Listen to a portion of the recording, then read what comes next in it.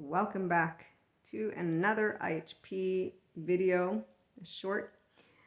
I'm Maria, and I get to bring to you human, spiritual, and spirituality elements in the 5D mystics, enlightenment, soul age group way. And so we move beyond any belief system, and that's because science and technology are able to share with us a lot of the aspects of what used to only be explainable in a storytelling format. And so we don't disconnect from spiritual or spirituality. And what I mean by that is we don't say, oh, the stories aren't true.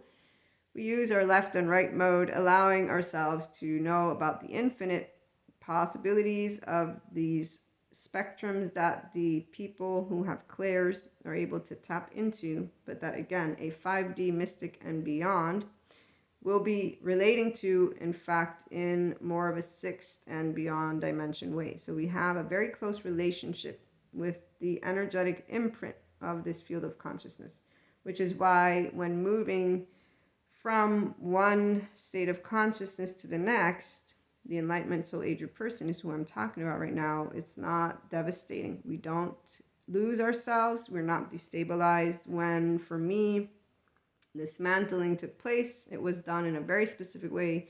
And I remember the metaphysics as a terrorism lady explaining this in as a terrorism way, and I want to explain it to you in a human way. And the human way would be when I heard about the steps for post-traumatic growth.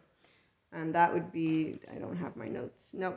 It would be something about changing, working, or psychoeducation, working with the emotions, the narrative, updating your narrative, and there's like other two. I actually have the book on that. So post-traumatic growth is what came to mind for a 5D mystic in the Enlightenment Soul Age group, though our emotions are not something that overwhelm us, so we don't consider emotional things of any type of, it's not heavy to deal with your emotions because they're called emotions for a reason. It's part of your human experience, which is why the mature feminine, which is the end of the spectrum that I come in at with enlightenment, and so we're consistently connected in a restorative embodied self with an integrated mind. We move more and more towards that.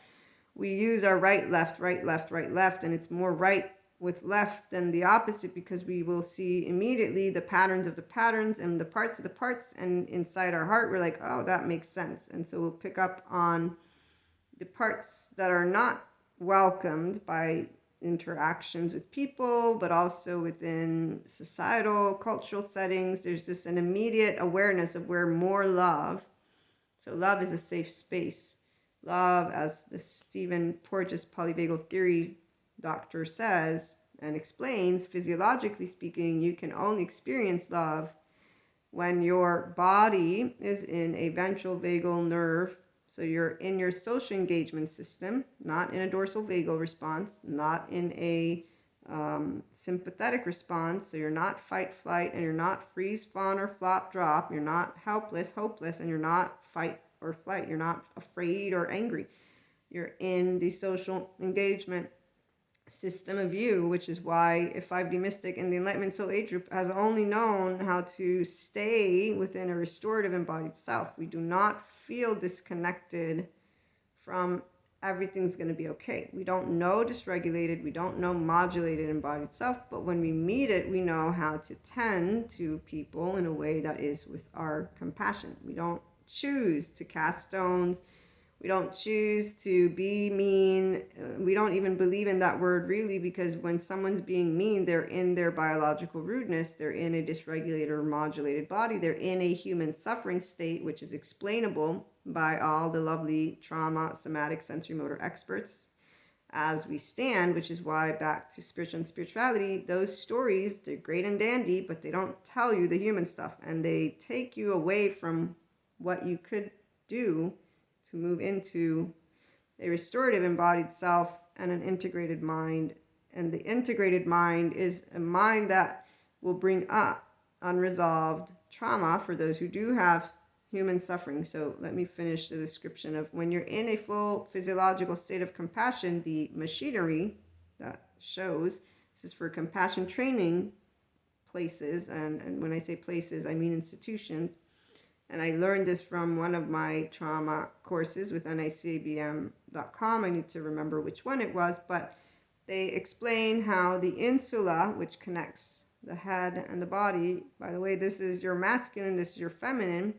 And then if you divide up our lovely left and right mode, you can say the left mode is the masculine because it's analytical. It takes the things back down to their parts and it wants it all to fit in. And if you're only using left mode, is where most people want it to follow their line. And if it doesn't follow their line, then it's not right. And this is where the rigid stuff comes up, because they're not actually allowing the infinite possibilities, because dealing with the unknown, unwanted, brings up implicit stuff that they haven't worked through, their emotional stuff, which is important, but they are not working with it because it comes up in a way that makes them feel uncomfortable, and they'll justify those emotions because their left mode will say, oh no, but I'm right, these people are wrong, and they're not. Like, wait a minute, I'm upset, let me take a minute to clear my mind. Let me take a minute to work with my emotions. Let me take a minute to get myself back to my adult, mature, emotional self. Once you become a teenager, it's not hard to do. I remember easily noticing where people were staying in moods and mood swings. It's like, okay, wait, I just thought they were being teenagers. Then I grew up and I was like, wow, okay, we got a lot of grown-ups who are teenagers. And this is the part of them not maturing their right brain stuff because, oh, well, no, emotions. Well, I'm going to tend to them. Well, because that's what's leading you. A lot of information is new, though, by the way. And most people don't actually care about mental health the way they say they do. Because when they're yelling at each other, it means to me you don't know what a safe space equals. Because if you did know, then you'd not be yelling at other people. The minute you're yelling at each other is the minute that there's a not safe space. We have a you versus them group going on, which is where the adaptive children, where we have also all these rigid minds.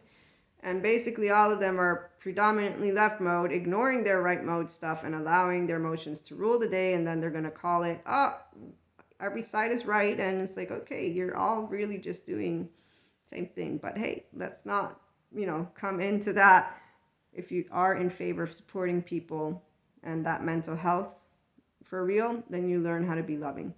You learn how to be a safe space. Why? Because that's the only way you're going to help someone maybe understand they have unresolved trauma in that implicit memory stuff, in that emotional stuff that they don't think of, but that with a safe space, they will be able to be the flawed, imperfect self and work through the bottled up energy that comes up. And this is the part of where what's beautiful about every person's body and mind is that it already is from the moment we're born. It seeks to have us be in a restorative embodied self and an integrated mind. So your actual physiology, your own masculine and feminine, is consistently seeking to bring you home. Now, some people need to be told. And some people, they naturally instead allow themselves to feel, because you can feel how awesome it is if you're a restorative embodied self. This is where when people don't feel good hugging a person or being in their body and like, oh, you know what? It's okay to be imperfect. And I'm saying like, actually, it's okay to have no meaning, no purpose, meaning I am void of anything except for the breath that I breathe. And that day, whenever it is, when a person can achieve this awareness, you recognize it has nothing to do with becoming not a part of society. This is the misconception, and it's an idea that comes from people who have a shame cycle. It's only once they're fully out of it that they'll realize that, okay, the shame cycle and the shame posture and shame in and of itself, one, it has its spot in evolutionary science, but when you're out of it, you realize that feeling good about just being yourself and sitting in this, what they say is stillness, it's not about you not participating in society. It's quite the opposite. It's about you understanding that humanity evolves and we're always evolving to the next step, and imperfections and flaws, it's really, we each have some unique life experiences. They don't even have to be imperfections or flaws, but I use that because most people don't grow up to accept who they are as they are in a way that is, you know what? Yeah, I can fuck up. So can you. We all can. The bit of this is where compassion. I see so many people, they're not in it. They like using a lot of words, and then they're easily turning their back to each other and canceling each other. So love is a safe space where you can be yourself with your flaws and imperfections. If you're expanding, you have inner growth experiences. If you're not, you have corrective experiences, because the enlightenment soul ager person will tell you, hey, guess what? I love you, but here, these areas and these areas, you might want to reconsider for your own well-being. You know, if you don't want to, hey, I'll take steps back, but I thought you might want to know about that. Okay, so I had a couple of things I wanted to share with you. And if anybody's new, this is how I work. I don't do anything linear. It's pseudoscience, like our lovely naysayer said. It's not BS, because I believe in sharing with you pieces of information that can help you, but it's definitely not linear, and my brain does not remember data points at all in an effective way, the way, you know, the left mode people can do all on their own. I'm led by my right mode, so I'm bringing to you a bunch of different parts in a flow state. Oh, and FYI, those of us who do handle the unknown, uncertainty, and unwanted with this thing of, wow, it's friggin' awesome, Krishna, Leela, Shiva, and Kali, it's because our emotions, they rock and roll, and why would we never want to feel emotions? It's the whole point of being a person. It's you feel. Spiritual and spirituality, they are stories that gave us a lot, and they're still giving us a lot, but they're stories that existed because we didn't have the science and technology that instead now can explain things. I know how many 4D individuals, I'm going to use that word, don't actually appreciate the advancement of society, and they've labeled it and continue to label it unnatural. They label it in words that are like demonic, not demonic because it's not natural. They keep using this word natural. If you learned anything from geology, which, I mean, most people don't even bother, is that any planet, like our sun, or that's for the physics people or the science people in the stars, but what I'm saying is organic material has an expiration date from what I gathered. Again, I'm not perfect in that data. With the planet, it has a cycle as well. And to anybody who has moved into a 5D spectrum or was inclined and is inclined to be here, we are more than one subject matter. Evolution means you move with knowledge, and that means we create things. And the ones who are connecting only the dots to the past, saying, no, but this is unnatural, this is the part, they're creating a comparison that's not necessary. They're creating a feud which is not necessary. It stems from the lack of desire to take a step back, be in that hangman position with that hermit, and say, oh, wait a minute, our society has evolved. It has a way that it can explain things. It has a way that it's doing things. It's different than it used to be. It's all new, and it feels unnatural because it isn't organic. It comes with technology. And again, if they don't want to look into it this way, that's their choice, not our choice. Staying open to the mystery without magical thinking is easy for those of us who want to make a difference and see that 5D and beyond is about expansion of consciousness with knowledge. And so this is where I wanted to share. There's a IFS Institute, Internal Family Systems is IFS, and this is Dick Schwartz and physician author Lisa Rankin, MD, will have an online workshop about the natural spirituality of self that doesn't bypass our parts. So they are parts, IFS. And this is where the bullet points are very important because they help people to understand internal family systems as an antidote to spiritual bypassing and as a trauma-informed spiritual path you might choose to follow.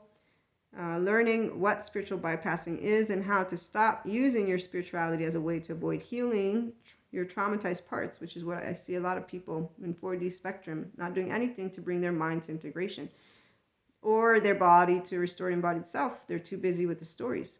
They're too busy thinking of a battle that doesn't exist. They're also busy not understanding that nothingness, which is Shiva from the yogic tradition. And see, this is where for 5D and beyond, it's all one and the same. So when I hear nothingness and then Shiva with no thing, and I bring my mind to the infinite space that I know we live in. And then I think of how the universe is made, where they explained how our universe is going to go out. Dark matter, dark energy, the last star, poof. It's not scary. It's the truth. It's what's going to happen. And the fact that, person can't acknowledge that that is going to bother you is not someone who's wanting to stay grounded. So here I shared a little bit of it with my mom, and at a certain point she's like, okay, enough. And this reminds me of when Sadhguru was having one of his speeches, and he was talking about darkness and explained dark matter, dark energy, and how, there was some discovery or whatnot, and some lady in the crowd, she's like, please, you're scaring us. And I could tell from the tone of the voice of the lady that she was actually emotionally upset. This makes sense. I'm a human. We're humans. We know this is called the human condition. It's what we have when we're dealing with secondary consciousness. Okay, so this is not good or bad. It's natural for any one of us to be like, we don't want it to be so. But there are people that speak out, the 4D in particular, about topics and do spiritual bypassing, and they don't heal their unresolved trauma. They don't work with their brain. They stay in their narrative. They don't become their actual observer, their witness, and then say, oh, this is a story I'm telling myself. So some people, they are being shown the way to be who they are because they need these how to do things. That's where you find the middle ground. The ones who will become their higher self, they're basically expanded consciousness people, will naturally be drawn into grounded talk about the sciences and technology, and now not stay in what makes me think of the Greeks and the gods from mythology. This is what one day certain of these stories will be, not because they're any less valid. This is where it's because we've learned the practical, the material, the matter. I'm a person who loves how we can learn, and so I don't understand when an adult, I can understand a kid. I don't understand when an adult is refusing to adapt new information, but this is the part. I have a good relationship with my emotions, and so if I get upset, I don't do cognitive dissonance or confirmation bias. I will know I'm upset. I will know why I'm upset, and I will know that it's calling into question something that I thought of as, let's say, true or not true. Here's the hangman and the hermit. And automatically the enlightenment soul age person will take it on and learn. It's like, okay, this is what I'm being given my opportunity to expand consciousness. And so as we close out, a person who's in the enlightenment soul age group is an integrated mind and a restorative embodied self. They are a healthy person within the mind, the masculine, and the body, the feminine. Those who are moving themselves in this spectrum, they're going to naturally move towards more of their own secure attachment body, and eventually, if they want, restorative embodied. And I say if they want because people will tend to want to suppress the unresolved trauma memory because it's unpleasant. And so let me describe to you what happens to the mind. So why are people who have a non-integrated mind rigid and reactive? The mind works this way. When you get asked a question, left mode will interject because it's the linguistic part of the brain. The right mode holds your implicit stuff. If you've worked through your emotional states, all of them, or just you are able to work through what comes up, it means you give yourself a reason, you explain, you work with love in your heart, you work with expansion. Okay, so you're able to journal, make sense. Some people also have a therapist. A good somatic sensory motor therapist is ideal. They'll help you to make harmony here.